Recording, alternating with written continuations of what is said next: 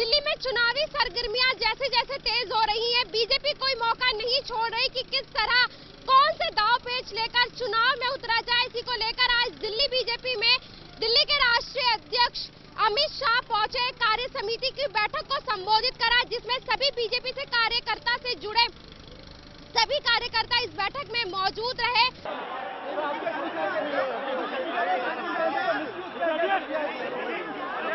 भारत माता की, भारत माता की,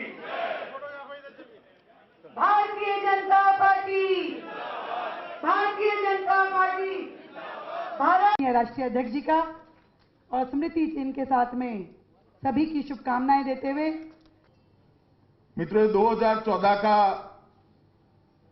इशू का ये साल भारतीय जनता पार्टी के इतिहास में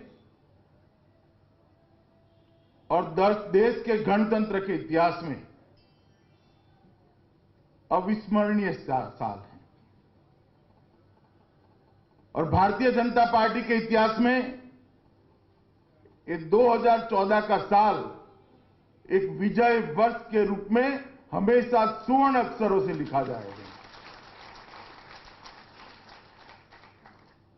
क्योंकि जनसंघ की स्थापना से लेकर जनता पार्टी से भारतीय जनता पार्टी तक का हमारा पूरा सफर हजारों कार्यकर्ताओं के पूरे जीवन के त्याग, तपस्या और बलिदान के आधार पर बना हुआ है।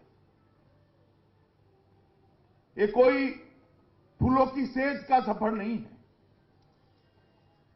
कंकर और कंटक के रास्तों वाला सफर पसार करते करते आज भारतीय जनता पार्टी 2014 तक पहुंची है। और जनसंघ की स्थापना हुई तब से लेकर आज तक के सभी कार्यकर्ताओं के मन में एक स्वप्न था कि भारतीय जनता पार्टी का पूर्ण बहुमत की सरकार बने और भारतीय जनता पार्टी का कार्यकर्ता देश का प्रधानमंत्री बने। और ये सिद्धि हमें 2014 के साल में मिली। अटल जी के समय में कभी भारतीय जनता पार्टी का भी प्रधानमंत्री हो सकता है क्या? ये मजाक का जवाब अटल जी के समय में हमने दिया था,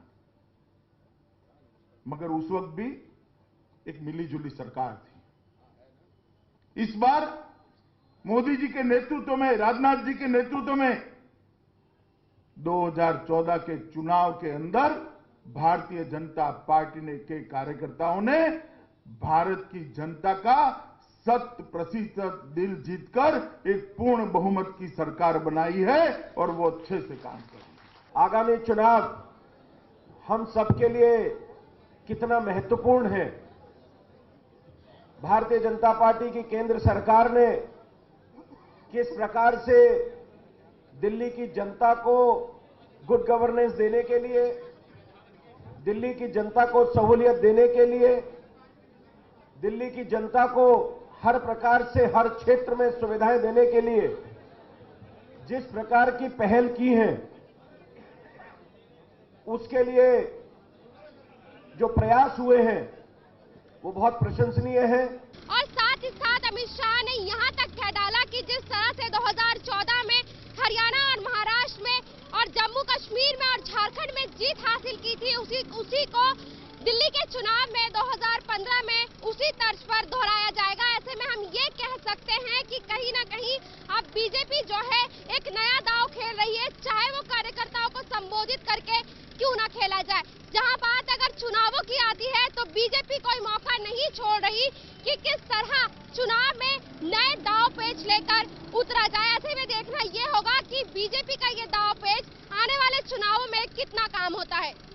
कैमरा पर्सन शुभाशीष के साथ शगुफी खान, मुंसिफ टीवी।